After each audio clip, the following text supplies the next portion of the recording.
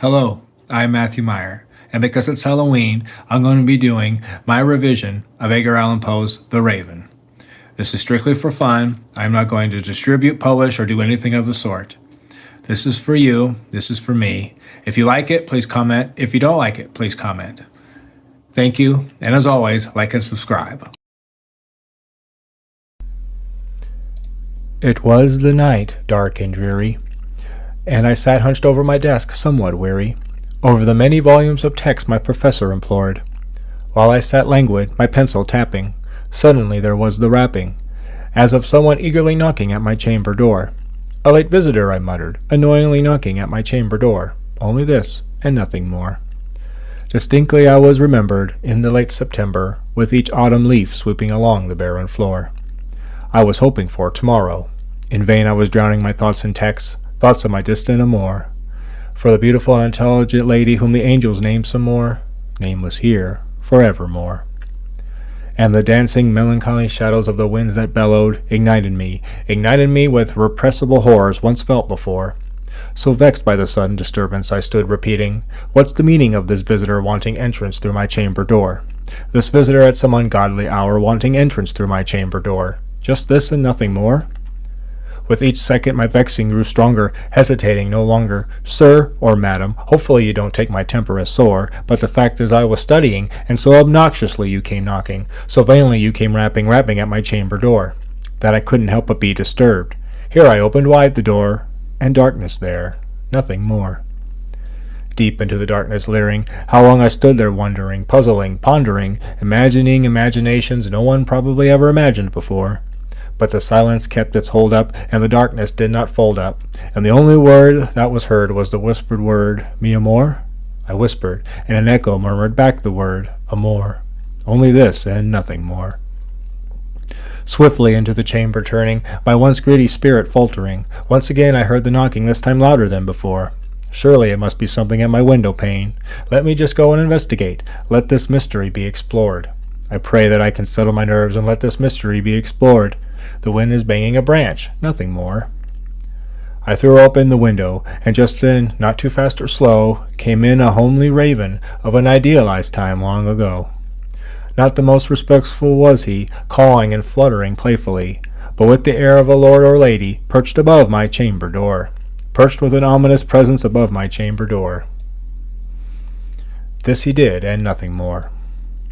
Then this homely bird enchanting my odd fancy into smiling, by the serious and ominous impression this unloving fowl bore. Through those stark feathers and scrawny limbs you sure are no craven, ghastly grim and ancient raven, stumbling in from the windy shore. "Do you have a name? Tell it, above the chamber door." Said the raven, "Nevermore." Although I marveled at this ungainly fowl talk so plainly, the talk held little meaning, little relevance it bore. Yet we can all agree that no living human being was ever blessed with seeing a bird perched above their chamber door, perched or beast, perched above their chamber door, uttering such a word as nevermore. Sitting lonely on the rectangle chunk of wood, spoke only this one word, as if his soul in the word was outpoured. Nothing else he uttered, or a feather that he fluttered, that I dolefully more than muttered. "Others here have flown before, as of tomorrow you will leave me, as my hopes were dashed before." The bird said, "Nevermore." Startled by this silence broken by the reply so rightly spoken, ignorance is what it utters, the word it's only one in store. Learned from some unhappy master living a great disaster, their fate coming faster and faster until the world it only bores, till their hope shatters and a merciless burden bore of the word never, nevermore.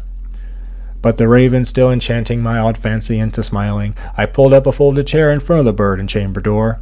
Then, in the midst of the wind howling, looking at the floor and scowling, linking all my thinkings of what this ominous bird on door, what this homely, serious, ominous bird on door, meant in rasping, nevermore.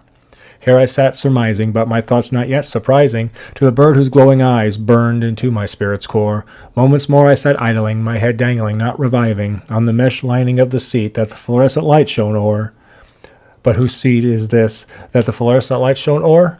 My love's, nevermore. A rare creature of elegant beauty, a vixen in her time, mind so swift and skin so fair, cut down too soon in her prime, taken away from me to a distant desert, a tribal faraway land, Where dreams are dashed and hopes are banned, bodies buried in the sand. It seems this raven has eaten her soul which it most likely endures. Is it true? Please, say some more. Said the raven, nevermore. Then I could have sworn the air grew denser, controlled by an unseen censor, swung in like a spectre whose feet only swooshed the linoleum floor. Fiend, had God sent you? Give me rest, peace of mind from the memories of Mamor. Let me drink and forget my lost amour. Said the raven, nevermore. Deliverance, you thing of evil. I want deliverance from this bird or devil. Whether the raging storm sent or tossed you here to my door, solo yet undaunted, a stately scene not taunted, in my mind I am haunted. Tell me, please, I implore. Has this world not have wonders? Has the universe not been torn? Tell me, please, I do implore. Said the raven, nevermore. Deliverance, you thing of evil. I want deliverance from this bird or devil. By the heavens that stand above us, by the God we both acknowledge, tell my soul of sorrowful vice, will there be a distant paradise that shall clasp a sacred woman whom the angels say some more? Clasp a sacred and vivacious woman whom the angels say some more? Said the raven, nevermore. Okay, may that word be our parting then, bird or devil. Go back into the night, into the storm near the window shore. Leave no feather as a token, let my loneliness be spoken. Take your word from out of my heart, and take your form from off my door, said the raven, nevermore. So the raven, never lifting, still is sitting on the rectangle of wood that is my door, staring with those eyes that have all the sense of a devil that is scheming, and the fluorescent light stretches his shadow on the floor, and my soul from the very shadow that stretches on the floor shall be lifted nevermore.